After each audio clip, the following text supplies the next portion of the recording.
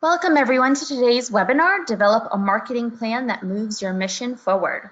My name is Christina Gogri-Campbell and I'm the Director of Strategic Communications at Independent Sector, a diverse community of nonprofits, foundations, and corporate giving programs working to ensure all people in the United States thrive.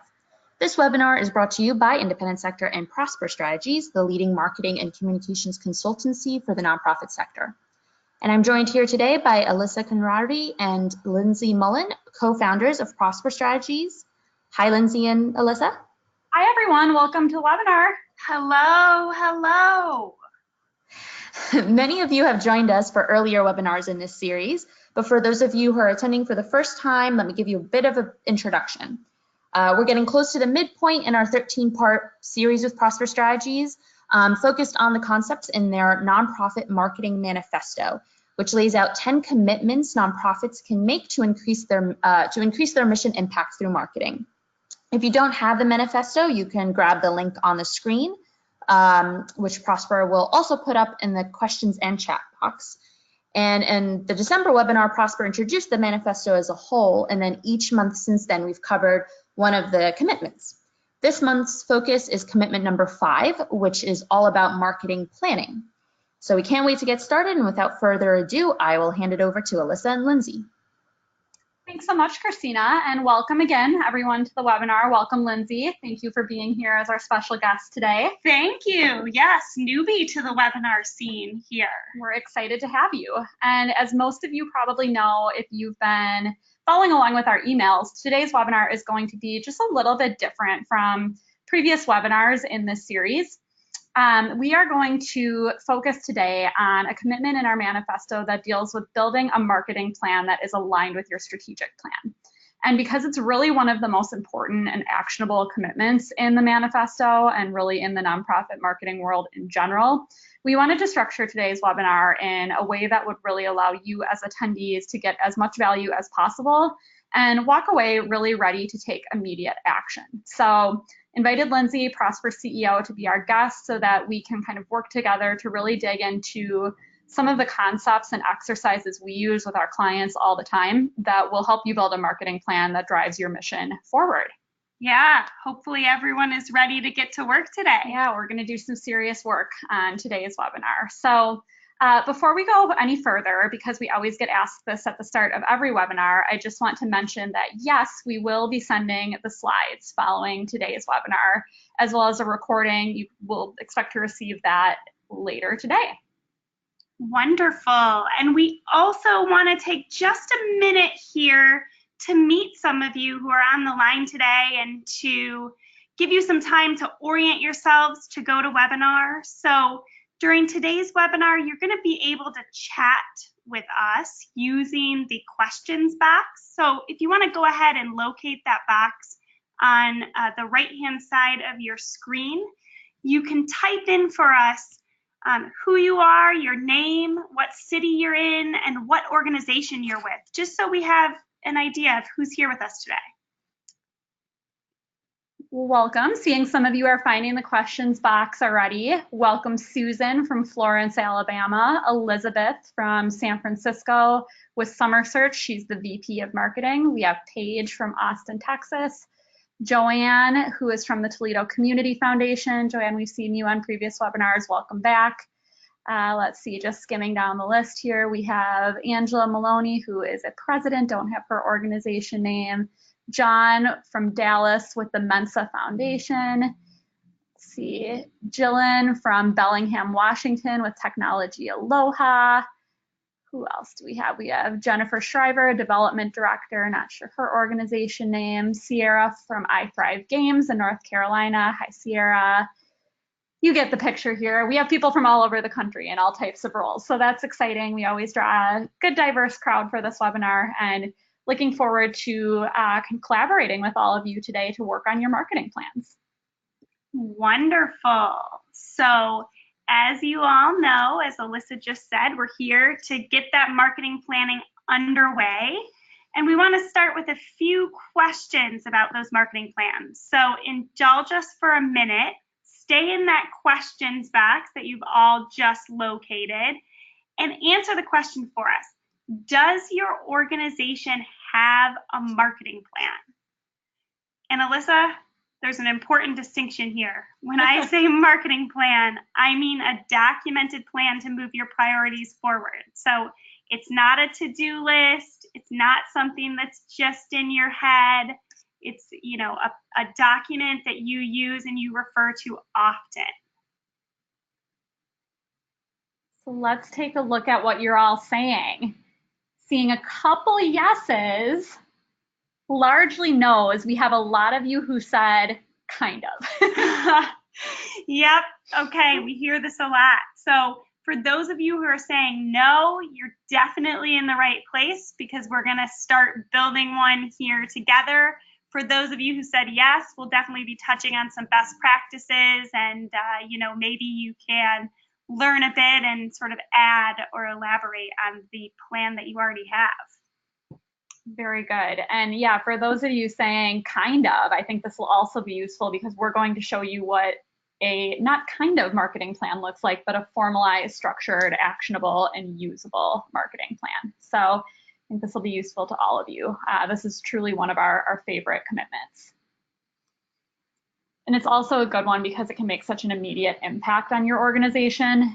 Commitment number 5 from the manifesto, what it actually says in the true language from the manifesto is that we will develop a marketing plan that aligns with our strategic plan, and we will recognize that marketing can impact every single one of our strategic goals. So let's unpack that for a little bit and talk about how marketing gets treated in organizations that don't make this commitment. What does that typically look like, Lindsay? You want to tell us a little bit about it? Yeah, well, first off, many organizations that don't make this commitment have no marketing plan at all. They either don't really pursue marketing or, as you can see on the screen here, they fly by the seat of their pants, responding to things as they come up and putting out fires. This results in some really overwhelmed nonprofit marketers. And a lot of work with not a lot of results to show for it. Yes, that probably sounds familiar to some of you, I'm sure. Yeah.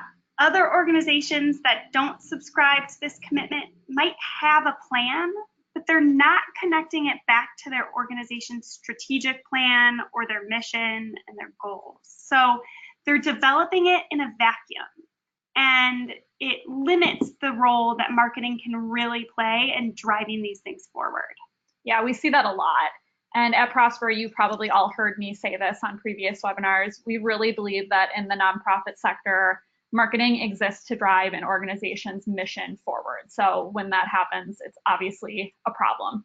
Yeah, that's really goes into the third way that this can play out. And it's when an organization isn't subscribing to this commitment, they're really limiting the scope of what's possible with marketing. They might set just one marketing goal, like building awareness or attracting donors, rather than really realizing that marketing can and should be leveraged to advance every single goal that's in your strategic plan, even the ones that don't necessarily seem like they should be addressed by marketing. Yeah, absolutely. That's so frustrating when we see this happen because organizations are often getting most of the way there. They're hiring people for marketing, maybe they're investing in campaigns, they're making some things happen, but then really just thinking too small about what marketing can and should do to drive growth for and advance their mission. So critical. So fortunately, all of those problems really can be fixed by building a marketing plan in direct response to and alignment with your organization's strategic plan. That is the big theme that we're going to talk about today, is aligning with your strategic plan and your goals. So Prosper, like I said, we believe marketing and communications exist to drive your mission forward. That means that every marketing goal should be a direct response to an organizational goal, and every marketing effort you engage in should be done to drive your goals forward. Everything is intentional. When that happens, you get to a point where your marketing can really be proactive and align with initiatives that are happening across your organization rather than responding to the need of the moment. I'm sure you're all familiar with these situations where you become kind of an internal agency and you're constantly getting requests for plan this event, design this brochure, we should do something on Facebook, right? All well and fine, but when it's not connected back to a strategy and goals, it becomes really problematic. And that's what we really want to fix today. The best part is that when you put a marketing plan in place that's directly aligned with your strategic plan like this and with its goals, marketing transforms from this sort of soft awareness builder that, you know, maybe your leadership or donors or funders think about as a nice to have, into this growth driver that truly advances your mission. Yeah, I love that. This commitment, it's really about bringing us all back to why we do work in this space, right? To make a bigger impact. Absolutely. I think and hope that's why many of you are here today, because you think marketing has the potential to help you make a bigger impact. You all care about your organization's missions. So I think most people have that driving force, but it can be so easy to lose sight of it when it feels like all you're ever doing is managing those incoming requests. Totally. And that's exactly why we're so excited about today's webinar. So should we jump in? Let's do it. All right. So a while back, we realized that so many nonprofits were either operating with no marketing plan, as many of you are today, or using one that really wasn't aligned with that strategic plan. So we created what we think is a great resource. It's the Essential Nonprofit Marketing Plan template. And we're going to be doing a preview of this template for all of you here today and talking about some of the most essential tools within it. You'll get a link to it too at the end of today's webinar. So make sure you stay on all the way till the end. We'll be sharing that link as well as that private community I mentioned on the last webinar, and one more kind of surprise for you at the end. So the backbones of the Essential Nonprofit Marketing Plan template is something that we call the Priority Planning Framework. It's a proprietary framework we developed at Prosper that allows you to prioritize both your goals and then your actual execution of different tactics and tasks within your marketing plan.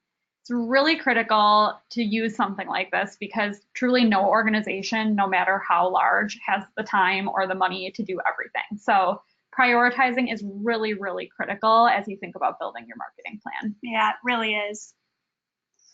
So this Essential Nonprofit Marketing Plan template covers everything from auditing your current marketing approach to finding new opportunities, to improving your mission and vision statements, profiling your key audiences and stakeholders, to mapping your marketing plans to a calendar that you can actually take action on. But today, we'd like to provide you with just a preview of a few of the key sections and show you how to use them and give you access to some of them so that you can start building your own marketing plan. So let's start by talking about everything covered in the template, which is everything that your marketing plan should include. Then we'll dive deeper into a few of the sections so you can begin building right here today.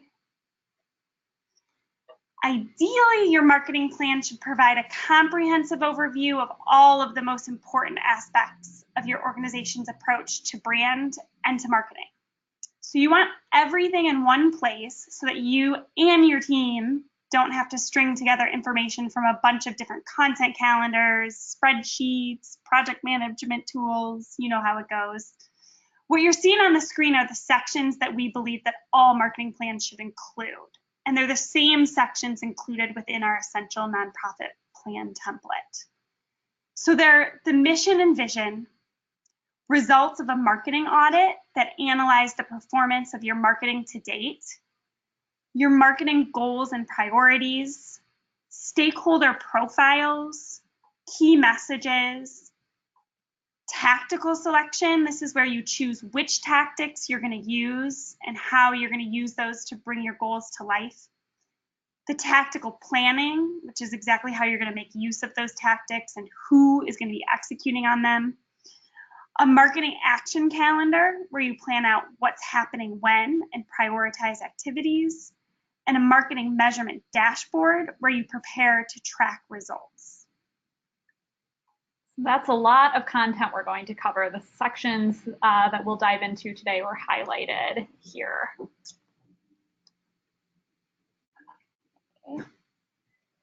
Yeah, so sorry about that, Lindsay. I jumped on your toes, but you can see here the highlighted sections that we will be covering in today's webinar. we'll be looking at marketing goals and priorities, tactical selection, tactical planning in depth, and then the marketing measurement dashboard. All of those sections are really important because they're really, without those sections, you don't have a marketing plan, and they should give you the best sense today of how marketing can be aligned with your strategic plan and prioritized. You'll want to build in the other sections around it to have a full and complete marketing plan, but gives you a good preview. All right. So as we walk through those sections today, we're going to be sharing an example with you from Marin Humane Society. It's a no-kill animal shelter in Marin County. And though they're a mid-sized animal welfare organization, this example can really apply to organizations of any size in any mission area. Yeah, exactly. That's one of the great things about this template. So should we jump into setting goals and priorities? Let's go for it. Okay. So goals and priorities are the most important part of any marketing plan because they define where you're going to focus. So that's where we'll begin. If you want to follow along with us and sort of do this work live on this webinar today, or if you're watching the recording, before you begin setting your marketing goals and priorities, you'll want to find and reference your organization's strategic plan. So most organizations have a strategic plan that lays out what they hope to achieve in the next, let's say, 1 to 3, maybe 5 years. But if your organization doesn't, it's okay. I'm willing to bet that you have at least some sort of strategic big picture document or list or bullets that guide your focus, maybe a theory of change or a business plan. So you'll want to have that handy as you begin, and you'll want to find the part of the document that provides an overview of your organization's most important goals. If you don't have a document of any sort that fits that description, just try to think through what you know to be your organization's biggest goals, and ideally talk that through with your leadership and your board as well, so that you're founding this work in goals and where the organization is going in general. So once you have that in hand, inside the Essential Nonprofit Marketing Plan template, you will find a set of worksheets that look like this one that you're seeing up on your screen. And to start using this to build your marketing goals, start by listing one of your organization-wide goals from your strategic plan or whatever document it is that you're using on the left column of each sheet. And then think critically about that organization goal and come up with as long of a list as you possibly can for ways that marketing could advance the organization-wide goal. Don't limit your thinking at this phase at all. This is a brainstorm, so just try to get it all down on paper. Might be a good time too to bring in your team or your colleagues, others to brainstorm with you. So this is all about getting to this place where you're really thinking bigger about the role that marketing can play in moving your goals forward. Don't shoot your own ideas down before you've had a chance to assess them. Once you have a bunch of ideas down for ways that marketing could advance your first organizational goal, repeat this process for your second one. Leave the bottom of this box that you're seeing at this worksheet alone for a second. We'll come back to that in just a moment. Great. Yeah, let's take a look at the example so that everyone can really see what we're talking about here. Good idea. So here's a look at the 5 goals from the Marin County Humane Society strategic plan. They want to lead the way in animal welfare and advocacy. They want to play a vital role in their community, embrace their collaborative culture, expand their financial resources, and create campuses of the future. So at face value, these goals might not all seem like they're ones that marketing can address. But let's take a look at some of the ideas that they had. For their first goal, lead the way in animal welfare and advocacy, they identified ideas like publish studies and educational content about the state of animal abuse in the county, pitch our executive director as a source to media, start a podcast. And for their fourth goal, expand our financial resources, they identified ideas like attracting leads for obedience school to generate more revenue, or do more with social media, and emails to shift the balance off of offline donors to online donors. They also want to launch a large-scale capital campaign. So you can see these ideas are kind of all over the map. Of course, not all of them should become marketing goals, but they're getting their wheels turning and they're thinking a little bit bigger through the lens of their goals about what marketing can do. So the next part of the process really should involve narrowing down the ideas that should become marketing goals. What is valuable here as we think about the marketing plan? So that's why as the next step in this process, you'll want to go through all the ideas you came up with in that last phase as you work through each of your organizational goals and really narrow them down by crossing out anything that meets the following criteria. First one is our current team doesn't have the capacity or skill sets for this. This will definitely cost far more than our budget will allow. Be a little liberal with that one so you can investigate more, but this would be a nice to do, but it's not essential to achieve our overall goals as an organization right now. That's probably the most important one to narrow down based on. And your list will shrink considerably as you go through and you cross things out based on those criteria, leaving you only with the best or most doable ideas, ideally. So then you can simply shape what remains into goal-focused statements that give you an idea of what your marketing goals could become. You've heard this before, I'm sure. This is sort of a trite acronym, but we like to use it anyway because it's true. Your marketing goals should be SMART: specific, measurable, actionable, realistic, and time-bound. Yeah, and don't worry, you're not quite committing to these goals yet. We have a few more steps to go. So let's look back at Marin County again and see how they narrowed down all of the ideas that they had. Great, yeah, so on the ideas that they came up with for goal 1, they narrowed down things like starting a letter writing campaign to local elected officials, pitching their ED for media, and starting a podcast. They got rid of those things due to budget or team constraints, or maybe because some of them just felt less important or critical to their goal than other ideas on the list. And then they came up with the following goal-oriented statements in this example. Become a leading producer of content on local animal welfare and advocacy issues and reach at least 5% of Marin County residents with their various content formats in the year ahead. And then the second one was host one animal advocacy event per quarter and attract a sizable group of the right people to each. Lovely. Alyssa, can you explain why these goal statements work? Yeah, for sure, Lindsay. So they work because they're smart. I like the SMART criteria. I really do think that it makes sense and is a true test for whether a goal works. Most importantly, they meet the M and the T criteria. They're measurable and they're time bound. So the organization could look back at the end of each time period and they could know if they've been successful. And then of course, critically, they work because they're tied back to the organization goal as well. We can't overlook that. As another example, here's what they narrowed down on the goal of expanding their financial resources and sort of what they came up with. Possible marketing goals they landed on here included advertising revenue, generating services like their obedience school and dog licensing consistently throughout the year, and driving at least a 5% increase across those two programs, and hiring one new part-time marketing staff person dedicated to donor communications with a focus on digital. So as you can see here, these goals are super specific and they're things that can be measured, that they can take action on, and they're really focusing in on a few critical things that are going to make a big difference tied back to this organizational goal. So once you've gone through this process for all of your organization-wide goals, you'll want to find the sheet in the template that looks like this. And as this worksheet explains, even after summarizing your remaining ideas into goals, you'll likely still have more possible marketing goals on your list that you can realistically achieve, right? You still probably are a little bit overestimating. So this worksheet is intended to really help you set priorities. It's kind of the first part of the priority planning framework. So all you need to do here is list your possible marketing goals from the bottom sections of the previous worksheets down column 1.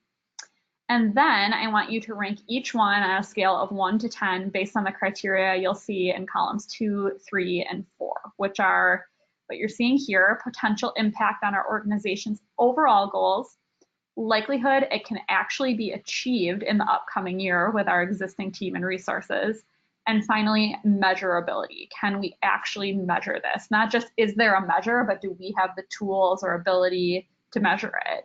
As we stand as an organization right now. So for each row, you'll then want to total up the numbers in columns 2 to 5 and write that total, or sorry, 2 to 4 and write that total in column 5.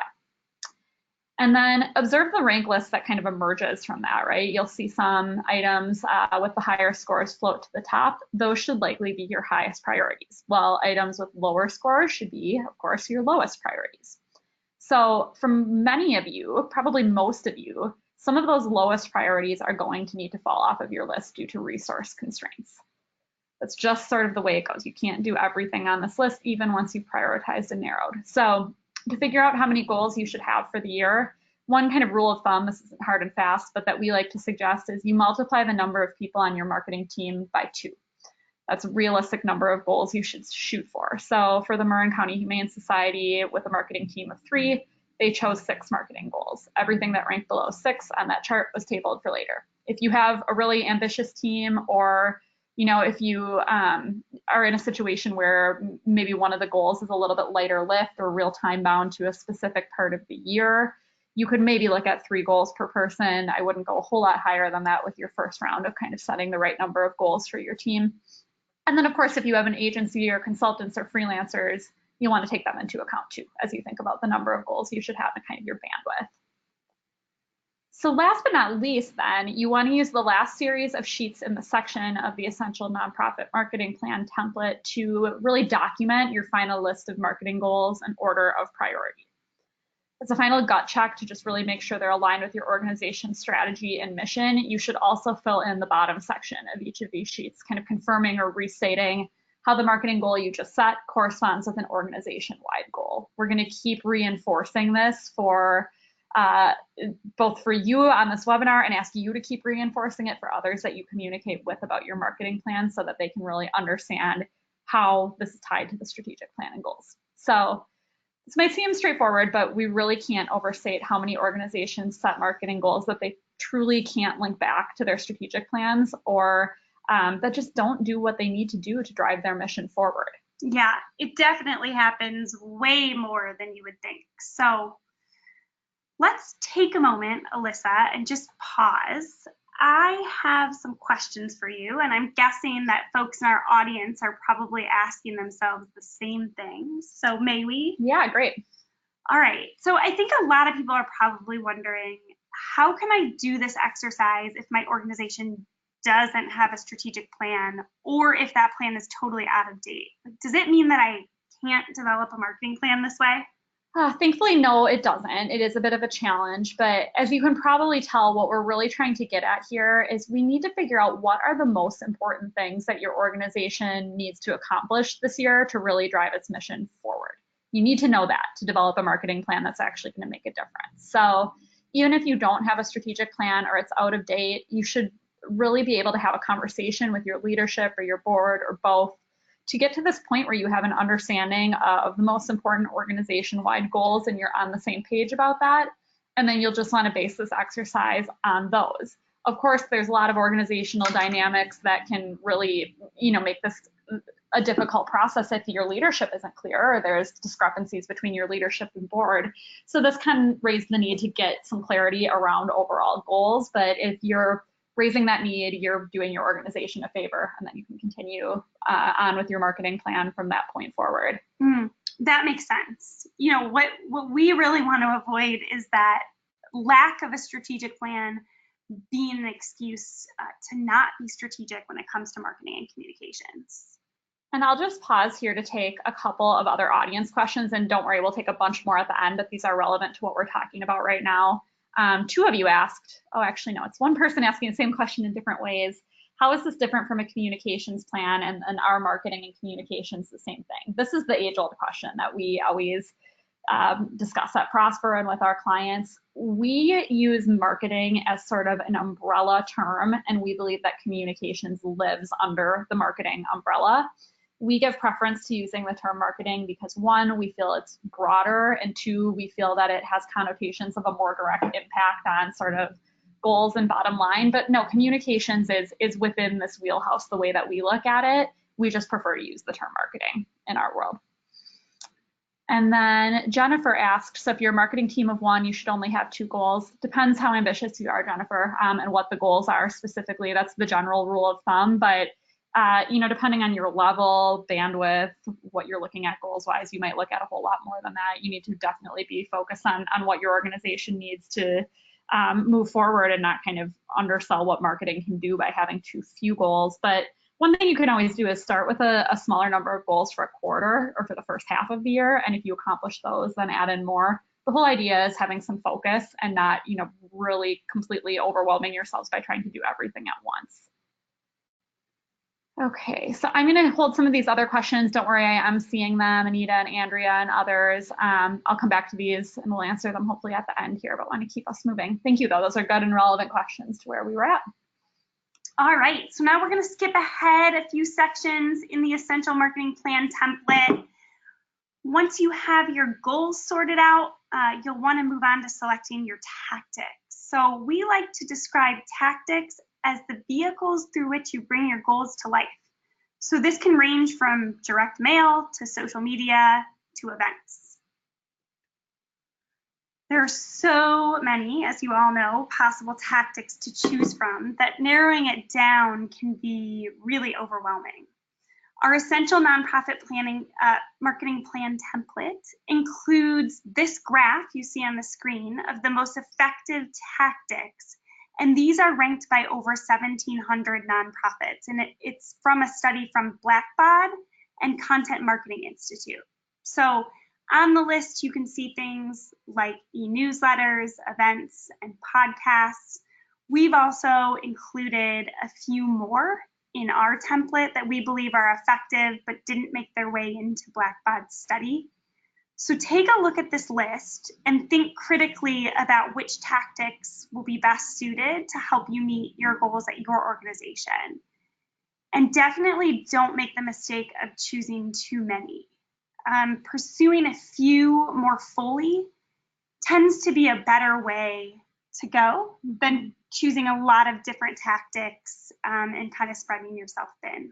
Yeah, I totally agree. And I think that the next example you're going to share will really help with that, with kind of thinking about of this long laundry list. How do we narrow it down and think about these things holistically?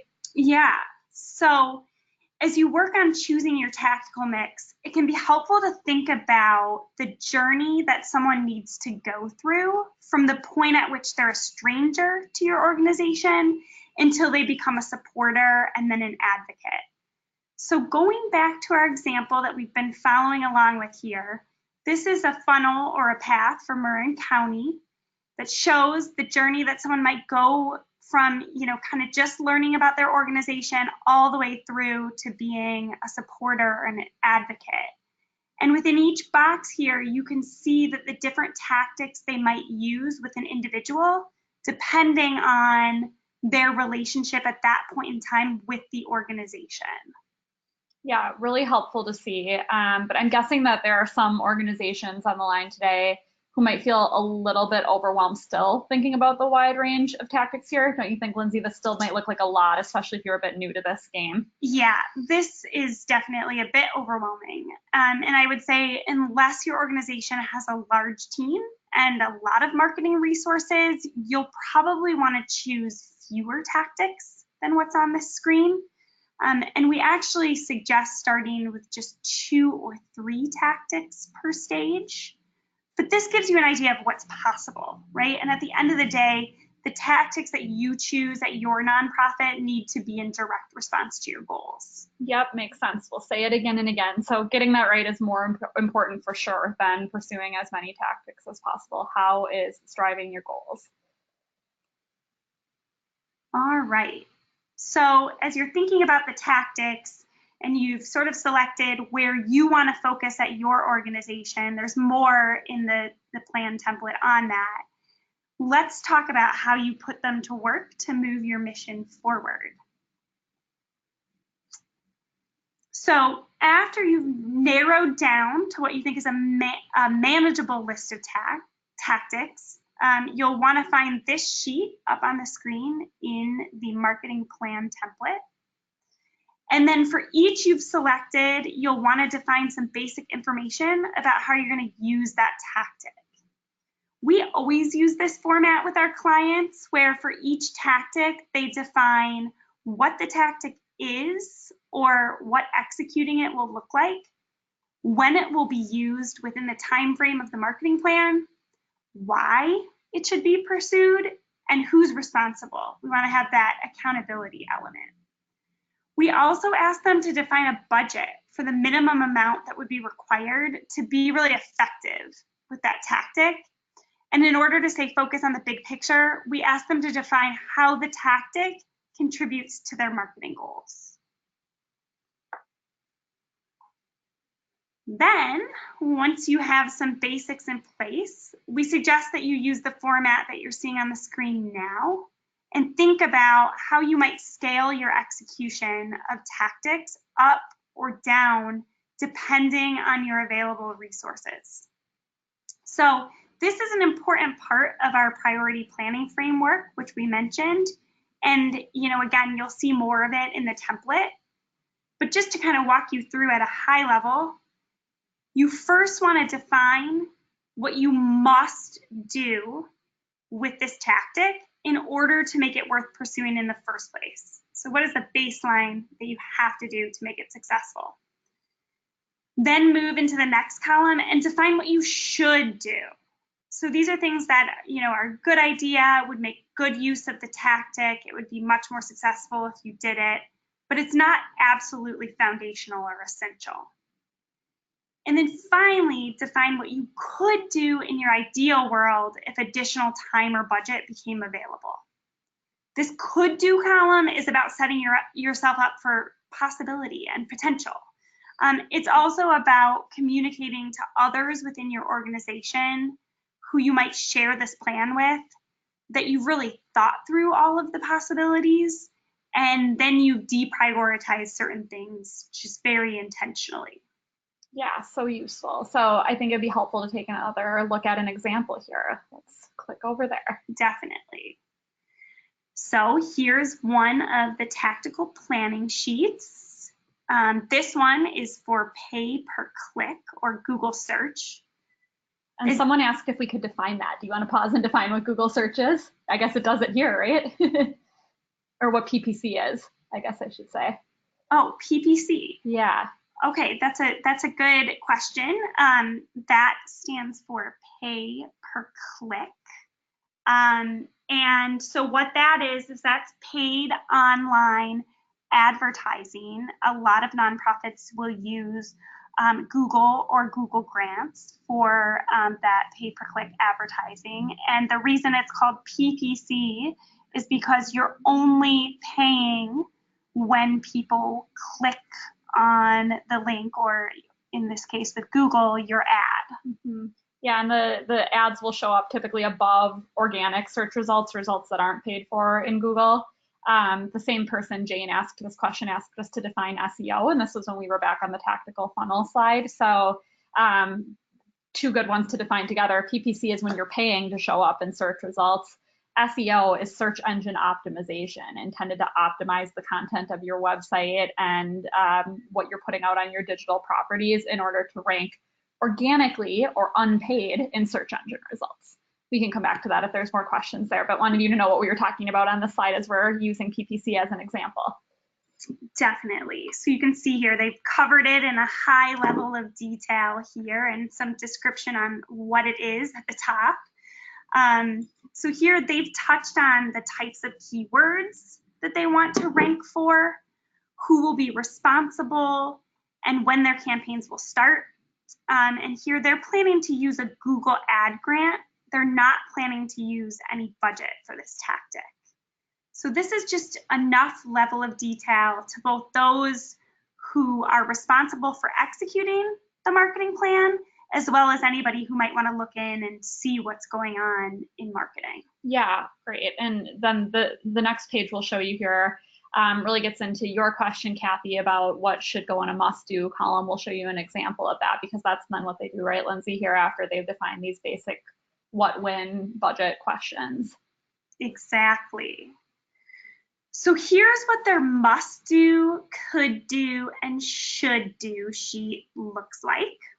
On the must-do sheet, it's really just the basics that they need to pursue this tactic. So obviously here they're applying for the Google grant, setting up at least 3 ad groups with at least 3 ads in each and optimizing them. This is sort of Google ads language here that we're using. Yeah. So ideally, they'd also do the things in the should do column. So creating more ad groups and variants, setting up landing pages, really so that they have their most popular ads directing to those landing pages with really targeted information.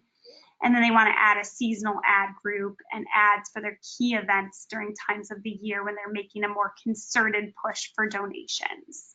And then lastly, in their perfect world, they'd also pursue the things in the could do column. They don't have a ton of expertise there, but they know enough to be able to put it into this column.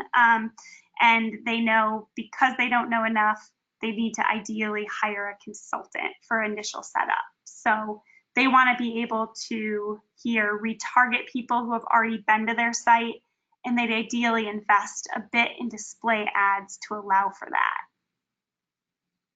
Yeah, good. I love it. So they're really keeping their options open here with the could do column to take this tactic to the next level if they can get more buy-in or time or budget, all things that we would all like to have in our marketing departments, but aren't always realistic.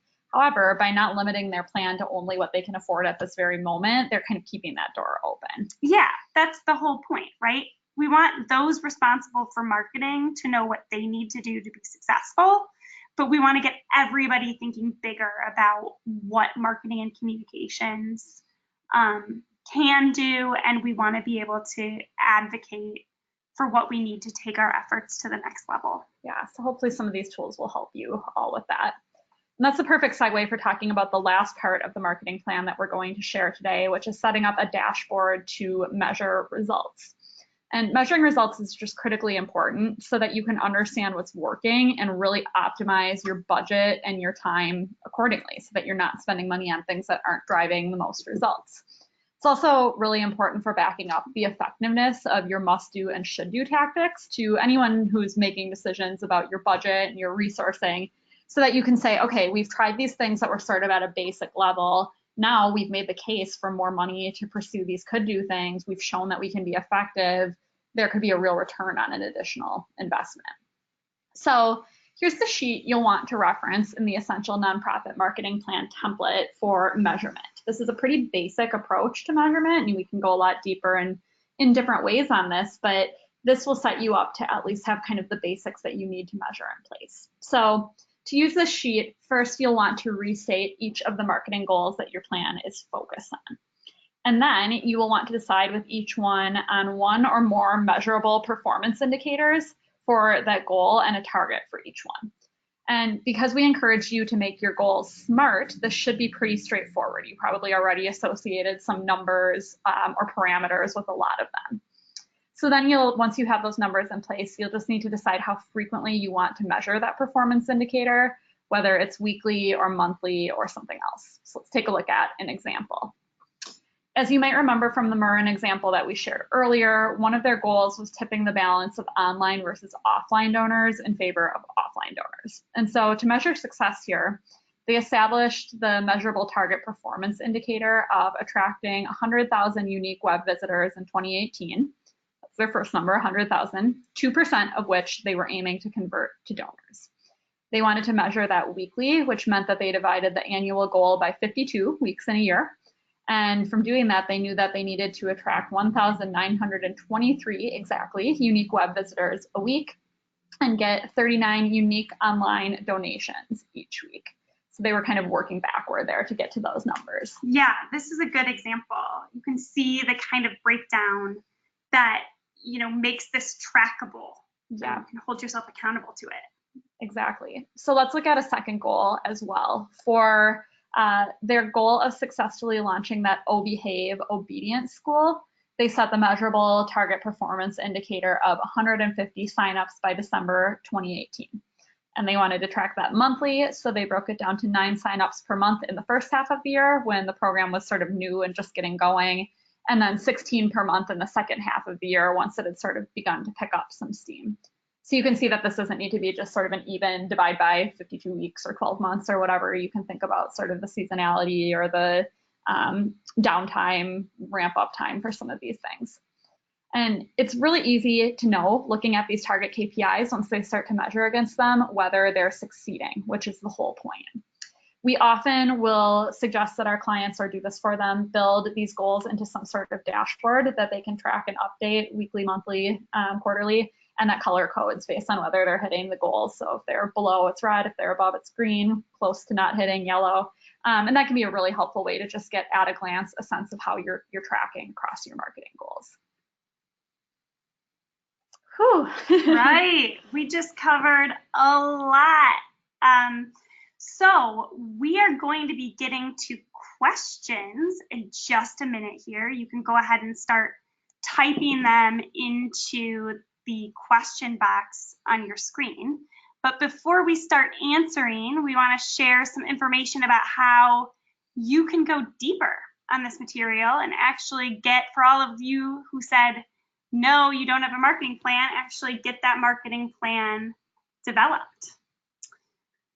So first, if you're interested in using our Essential Nonprofit Marketing Plan template to build your marketing plan, we have a really special offer just for webinar attendees today.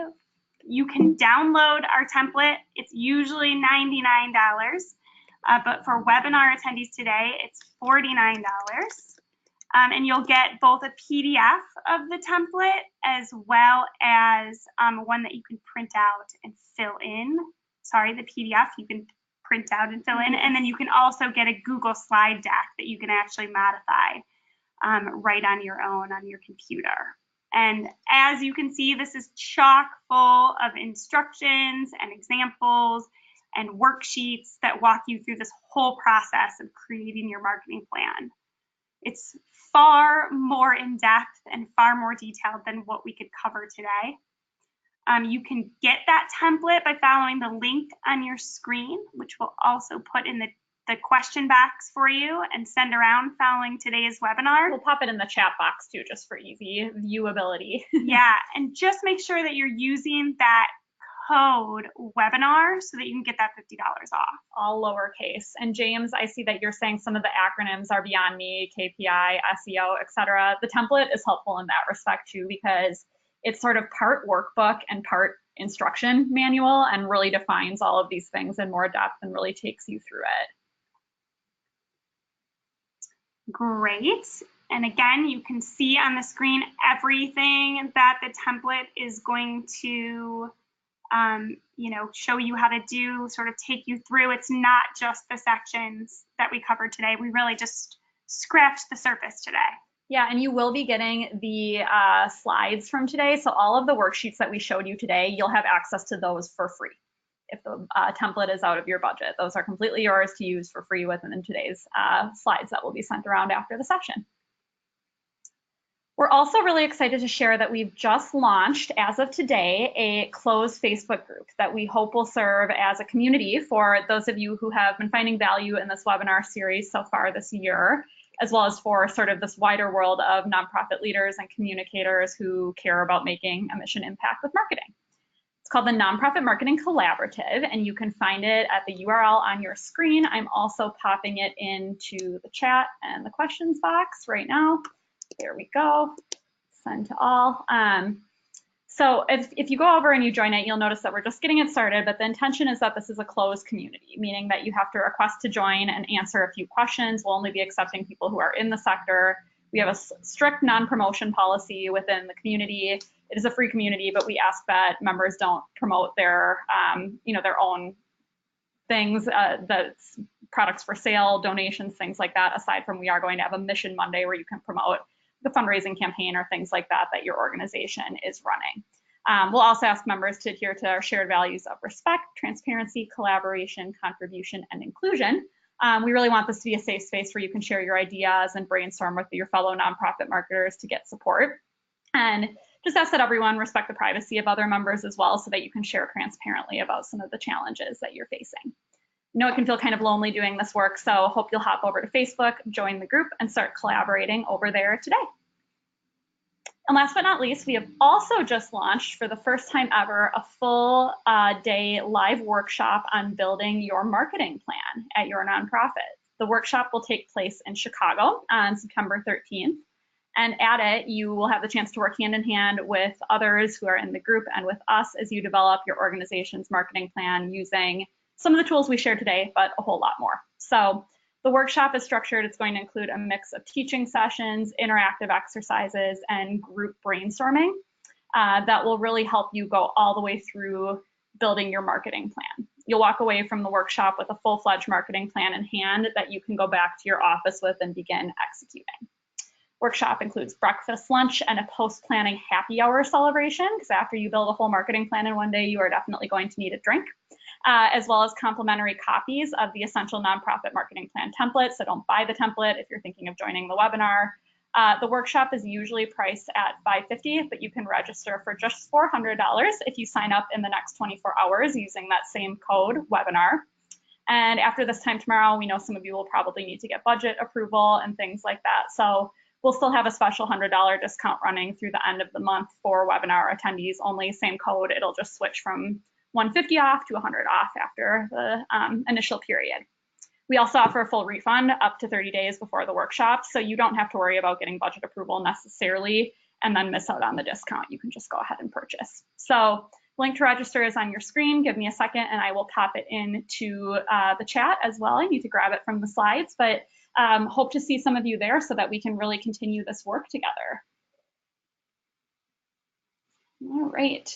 So that link will be coming through soon. The other ones you should have in your chat box right now. All right, and so with that, we're guessing you all probably have a lot of questions for us. Again, type those into the chat box and we will begin to answer them as they sort of come in here. And here is, I'm gonna just keep that workshop link up because I think it wasn't showing for you on the previous one. So I'll keep that screen up for us here and we will pop over to answer some of your questions in just a second. There it is. Okay. Chat box, you have the link to the workshop. So let's go up, Lindsay, should we, to some of the questions from earlier that we didn't get to that were coming through kind of as we went through. All right. So, covered this. Okay. So let's start with this one. And Nita asks, what about project work? We do Marcom for several projects and our org-wide marketing gets fit in when we can. The grants for our projects pay for our salaries. So you're tied to that in a pretty direct way, it sounds like. What do you think, Lindsay? What would you do in that case with your marketing plan? Yeah, I think this is a common challenge that organizations face. I would definitely want to know a bit more about this project work and how it fits into overall organizational goals.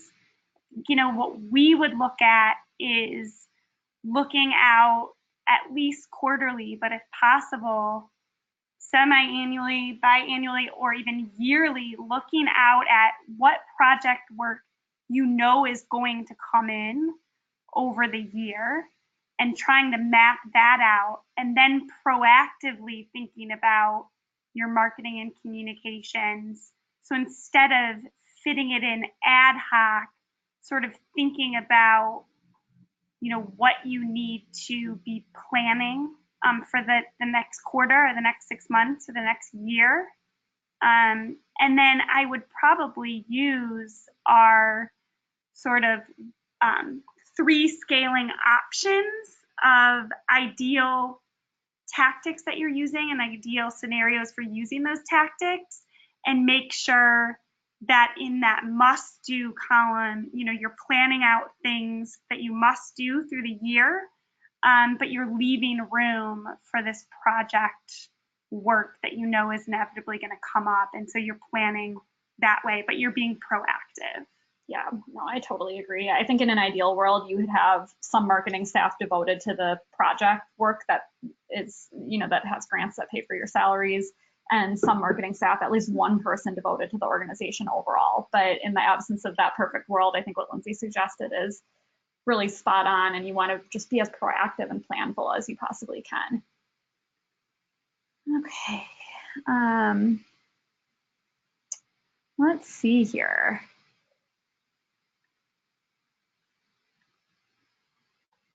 This is a great question from John. Should there be one overall marketing strategy? He says, I work for the Mensa Foundation and my goal is to increase donors, but Mensa's goal is to grow members. In my opinion, there should be one, because if one org grows, in theory, so should the other. Thoughts? Yeah, we would, I think, tend to agree with you. Lindsay can weigh in on this too, but we would tend to agree with you that there should be one overarching strategy. And often in the nonprofit world, there's multiple different audiences and goals that need to be addressed by marketing, but they need to kind of work in concert with one another to the service of the mission, right? And having completely different goals that are working in vacuums or in their own kind of silos is just not a productive way to approach this for anyone. Anything to add to that, Lindsay? No, I think that's absolutely spot on. All right. Natasha asks, should goals include things like achieving a certain number of followers on social media?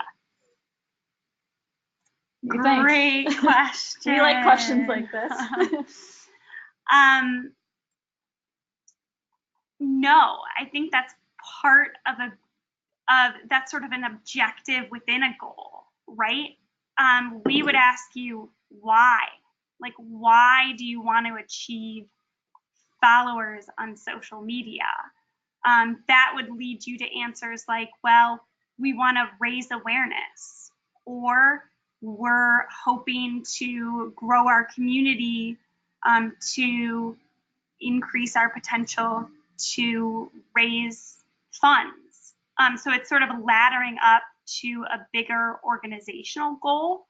And so the goal is more of sort of that umbrella theme, and your number of social followers is kind of an objective that's going to help you reach that bigger goal. Yeah, totally agree. I think things like social followers are really a vanity metric in most cases, unless there's a clear case to be made that it advances a goal directly. You want to be going a bit deeper than that.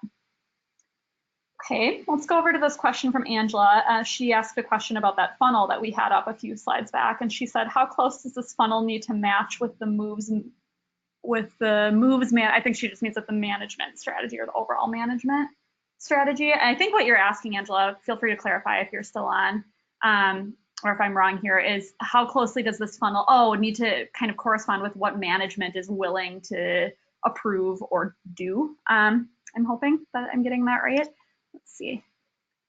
A different Angela. Let's see. So Angela, I'm hoping your question is how closely does the funnel need to match to what your management team will move on or approve?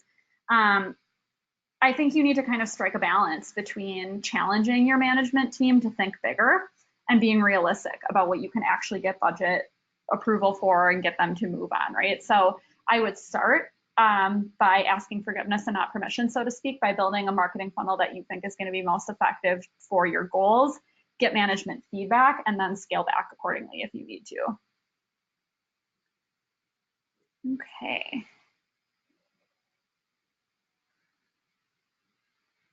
Let's see. How about this one from Christine? Christine asks, apart from microsites, what measurement tools or approaches do you recommend for awareness-related goals? I think you're kind of asking about what tactics help build awareness, I would guess, and how could we measure them? Well, I think she could also be asking for, sorry, Christine, we're sort of reading between the lines, but measurement tools, we use, when we populate our KPI dashboards, we're using tools like Google Analytics to look at, web traffic. A lot of the email platforms now provide a really good deal of data in terms of who is interacting with your emails, how often, what they're clicking on.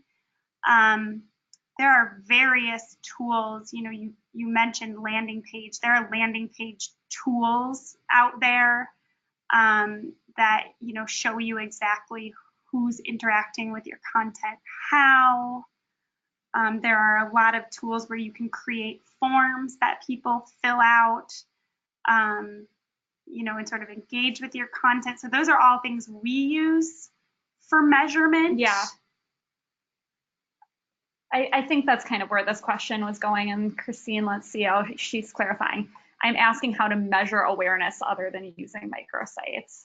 Oh, yeah. I mean, there's so many different things you can do to measure awareness, right? And the sophistication of that can get really expensive, right? If you're looking at something like a community awareness study or survey, a microsite, I think you're saying we would get traffic to the microsite. We'd be able to measure that and say this is awareness building because our traffic's growing. Same with your website overall, same with your social media channels.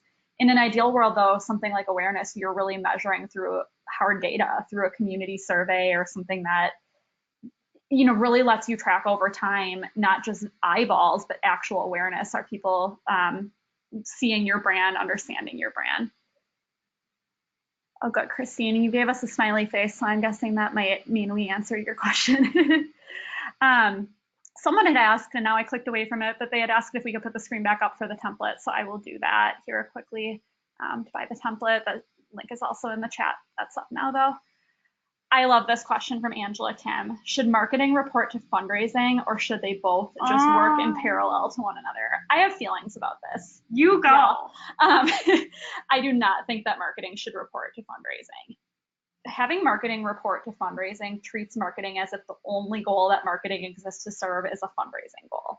Fundraising is critically important. It is critically important that marketing addresses fundraising and helps with fundraising, and that those two parts of the organization are working in lockstep. But when you put marketing under the umbrella of fundraising, you're really minimizing all the other audiences that your nonprofit needs to reach, all the other non-fundraising goals that you might need to serve, and therefore the power and potential of marketing for your organization. So I think that the two should be working in tandem, but each have their own kind of department that are closely integrated with one another, or possibly both come under sort of a engagement type of department. We've seen that happen effectively. There needs to be integration between the two. Something we're exploring offering more on in the future is sort of marketing and fundraising alignment, just like the for-profit sector has marketing and sales alignment. So that needs to happen, but putting marketing under fundraising isn't the way to achieve it, just as you probably wouldn't put marketing under sales. Yeah, Angela and everyone on the webinar, you can stay tuned on that. We're going to have a lot more content around your question there. Great question. We like that. James is asking, are the questions available in written format? We will be doing a recap of the webinar, as well as providing the format or the recording and slides to you after today's session. Sorry, I lost my words there, but we're not going to have the questions written out word for word, so listen closely. All right. Let's see here. Which one? Here we go. Oh yeah, okay, let's try this one from Anne. What do you suggest when the programs you are promoting are owned by another department? In your example, what if there was another department in the animal welfare agency that was responsible for promoting that program? I've faced this many times. Who is keeping the KPIs, marketing or the program department? What do you think, Lindsay? I'm processing your question. It's a long one. Yeah, so we typically advocate for shared reporting. So it might be that in this case, you know, marketing helps this program define, you know, the benchmarks for success and how they're going to be measured. But then the program itself actually tracks the success metrics in a format that you can all look in on. Yep. And so that can be, you know, an Excel sheet or, you know, a shared document. You can create a table similar to what you saw on the screen today, so that you're all sort of centralizing around the same numbers. Yeah, that happens so often. And I think people love to kind of volley the responsibility for measuring something back and forth between programs and marketing or different departments, things like that. And when that happens, we're kind of just spinning in circles. We're failing to measure. So at the end of the day, you either need to have share ownership or someone needs to own. Okay. Yeah, that's a great one.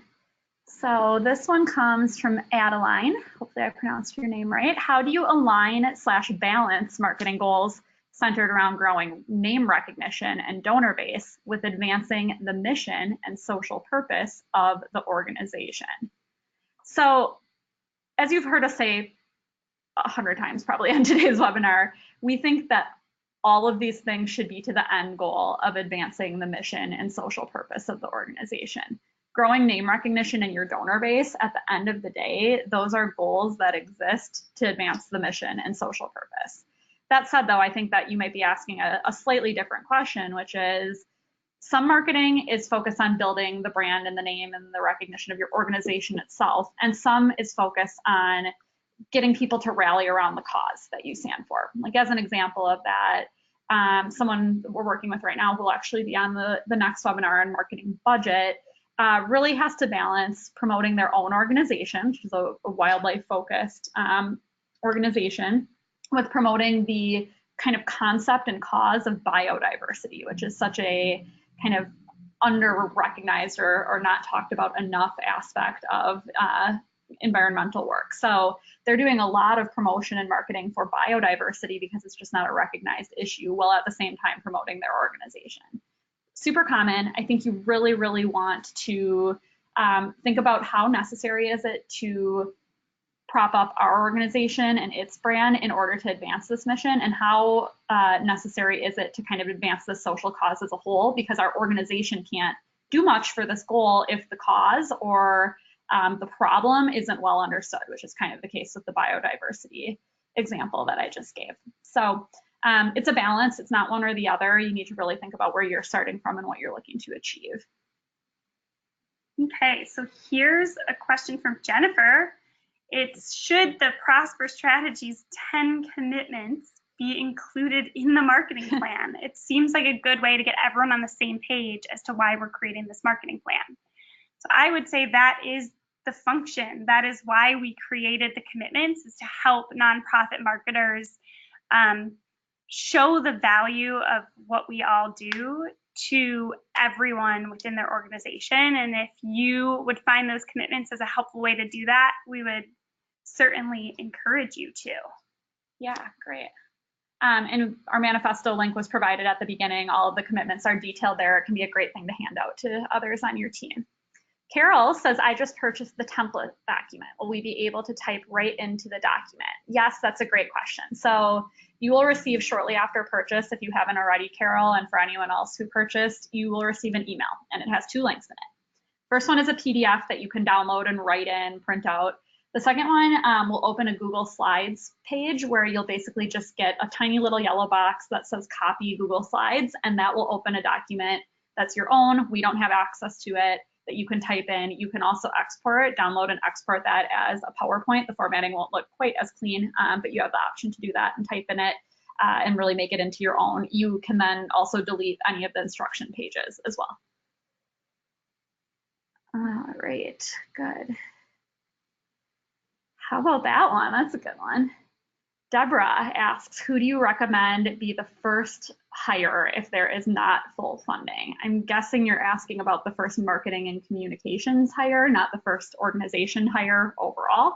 And if that's the case, I think you need to be conscious of the fact that there's not full funding and work on getting your funding in a place where you can hire for what you actually need in a full-time capacity, which ideally would be someone who's a bit more senior and can handle marketing strategy side of the work, but also is comfortable doing some things tactically, because if they're a team of one, they will need to actually get in there and do things, create campaigns, write communications, that sort of thing.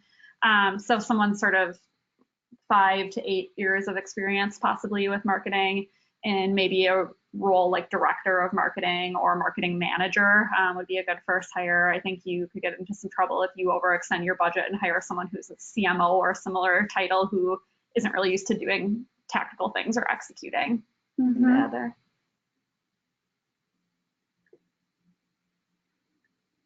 All right, we're finding another question here. Do that one. Skimming through everyone. Let's do this one. Jane asks, we use a communications calendar. Does the marketing timeline become a part of this or vice versa? So you're saying, should our calendar get into our marketing plan, or should our marketing plan become part of our calendar? Well, they certainly should all live in the same place. We would see a lot of the elements that we talked over today as sort of the precursor to the calendar development. So everything sort of leading up to, what you're going to do and when. But yes, they should all live in the same place so that everybody within your organization can look at the plan and know exactly what's going on with marketing, from strategy to goals to tactics to your calendar and execution. Totally agree. And Cindy, you just mentioned I got the plan and it's asking for a password to download it, but I have not received an email with that password. You should any moment now. They come in 2 separate emails. It's just a file security thing that we have to do to make sure paid files can't be found on search. If you have any trouble, I'm going to type in my email address here, and you can contact me and I can make sure that you get access.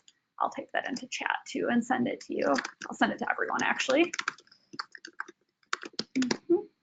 Okay.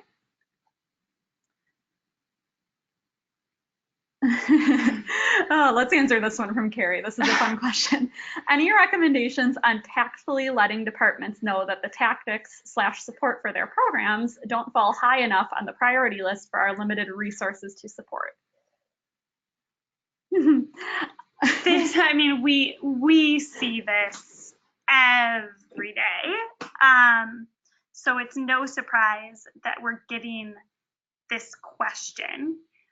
This is so much why we advocate for using your strategic plan as the marketing guidepost, because when you can point back to how your marketing activities are helping your organization achieve its overall goals, it's pretty hard to argue what you're doing or why you're doing it. So I would say if things are coming in, you've developed, so the first thing is develop the marketing plan, because the marketing plan then shows everyone what you're doing. And when somebody comes with an outside sort of request, so first of all, it's like, does that fit into the overall strategic plan of the organization? Well, if so, maybe we want to consider working into marketing. If not, and you've already developed your marketing plan, you can sort of point back and say, here are the things we've all agreed upon, at an organizational level are our goals. And we really need to stick to this in order to keep everything moving forward in the right direction here. Yeah, I love it. I hope that's helpful. Great advice. Okay, we're going to take one more question here before we sign off, and that's from Cynthia. She says, how thorough is your marketing assessment template, which is the first part of the Essential Nonprofit Marketing Plan template. She says, we incorporate marketing into just about everything, but I need to figure out the ROI, if any, and if tactics are meeting our strategic goals. It's decently thorough, Cynthia, but what you're describing doing, figuring out the ROI, the template won't do for you. Certainly, it requires a fair amount of legwork to directly figure out ROI from tactics, particularly if you haven't been tracking them properly to do that. So I think the template will give you a good start. We're always happy to talk about it more if you have questions. It's an area that we love to work on, just really digging in deep to what the ROI is from tactics and whether they're addressing goals and then planning accordingly. So Great question. You all have a whole bunch more questions that we weren't able to get to, but hopefully we got to a lot of them. It seems that we did, and hope this was useful for all of you. So let's go ahead and close things out over here. Questions about anything we offered at the end today around our workshop or the template or the Facebook group, anything like that, don't hesitate to reach out. And last but not least, just want to let you all know that we do have another webinar coming up. As always, every month, the next one is on making the case for a marketing investment at your nonprofit. We'll be back to sort of the usual format for this one with a couple of nonprofit guests. We'll be welcoming Kevin Radelet, the Executive Director of the Leukemia Research Foundation, and Tabitha Upshaw, Chief Marketing Officer at Global Wildlife Conservation. Organizations are two pretty different in size, one quite small, one quite large, but are both really working to advocate for a deeper investment in marketing right now in different ways and set their marketing budget in ways that make sense for advancing their missions. So hope you'll join us there. You can find it on our webinars page on our website. And until then, as always, Lindsay, I'll let you take it away. Yeah, continue building your marketing revolution and definitely reach out to us if we can help. We'll pop our contact information up on the screen here, and we'll see you next time. Thanks, everyone. Have a great rest of your day.